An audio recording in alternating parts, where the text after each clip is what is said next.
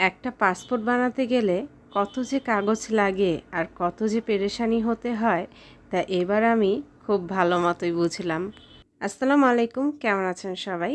আজকে আমি আপনাদেরকে পাসপোর্ট সম্পর্কে কিছু বিষয় বলবো। যারা নতুন পাসপোর্ট বানাবেন তাদের অনেক উপকারে আসবে এই ভিডিওটি।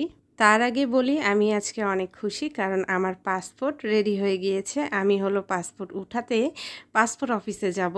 অনেক দিনের ইচ্ছা ছিল আমি পাসপোর্ট বানাবো, আমি ইন্ডিয়া ঘুরবো, বাইরের দেশগুলোতে ঘুরবো, তাই আমি পাসপোর্টটা বানালাম।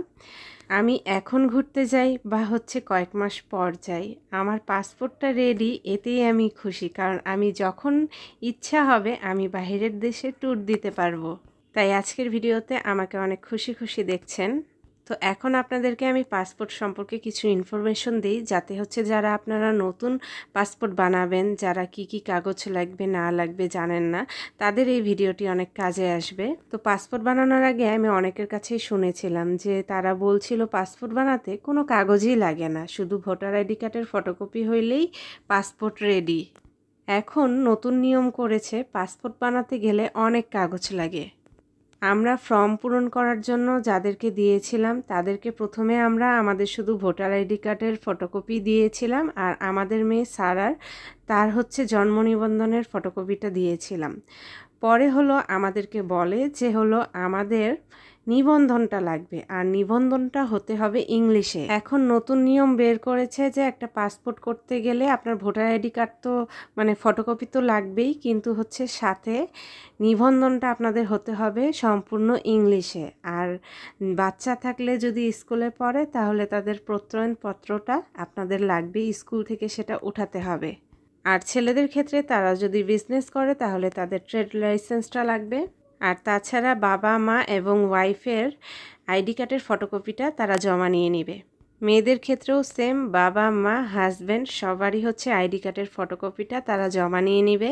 যারা নাবালক তাদের পাসপোর্ট বানাতে গেলে অবশ্যই তাদেরকে বাবা অথবা মা দুজনের মধ্যে একজনকে সেখানে নিয়ে উপস্থিত থাকতে হবে, কারণ তারা বাবা না হলে মাকে দেখবে, তারপরে আপনার কাগজ জমা নেবে।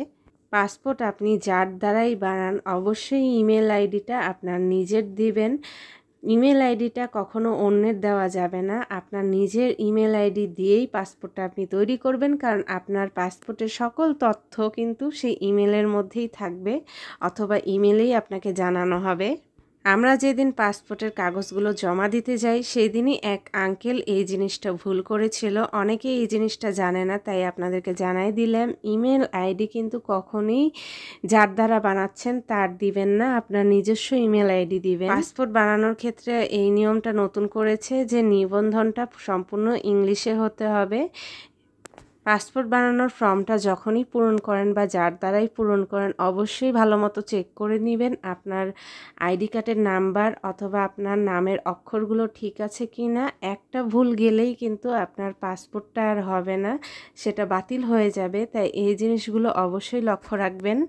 তারপর তো আমরা সবাই জানি যে পুলিশ ভেরিফিকেশন আছে। পুলিশ ভেরিফিকেশনের পরই কিন্তু কয়েকদিন পরই আপনার কাছে আপনার ফোনে মেসেজ চলে আসবে যে আপনার পাসপোর্টটা রেডি। পাসপোর্টটা ওঠানোর জন্য যে একটা কাগজ দিবে আপনাকে, সেই কাগজে যে ডেটটা দেওয়া থাকবে তার আগে যদি আপনার ফোনে মেসেজ চলে আসে যে আপনার পাসপোর্টটা রেডি, আপনি পাসপোর্ট অফিস থেকে পাসপোর্টটা উঠাতে পারবেন, তাহলেই আপনি পাসপোর্ট অফিসে যেয়ে আপনি পাসপোর্টটা আপনার উঠাতে পারবেন।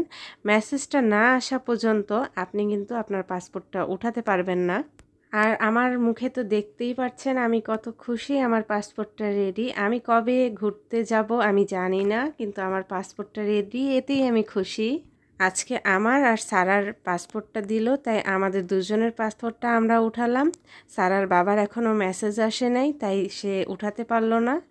তো এই তো এগুলোই ইনফরমেশন আপনাদেরকে দিলাম, ইনশাল্লাহ আপনাদের উপকারে আসতে পারে যারা নতুন পাসপোর্ট করতে চান। আর পাসপোর্ট করার আগে অবশ্যই আপনার আইডি কার্ডের সাথে আপনার বাবা মায়ের আইডি কার্ডের নামগুলো মিলিয়ে নেবেন যে নামগুলো একই আছে কিনা। নামে যদি কোনো ভুল থাকে তাহলে কিন্তু আপনার পাসপোর্ট করতে কিন্তু প্রবলেম হবে। তো এই তো আজকে ভিডিওটি আমি এখানেই শেষ করছি। সবাই ভালো থাকবেন। ভিডিওটি ভালো লাগলে লাইক, কমেন্ট এবং শেয়ার করে আমার পাশে থাকবেন। আমাদের জন্য দোয়া করবেন সবাই। আল্লাহ হাফেজ।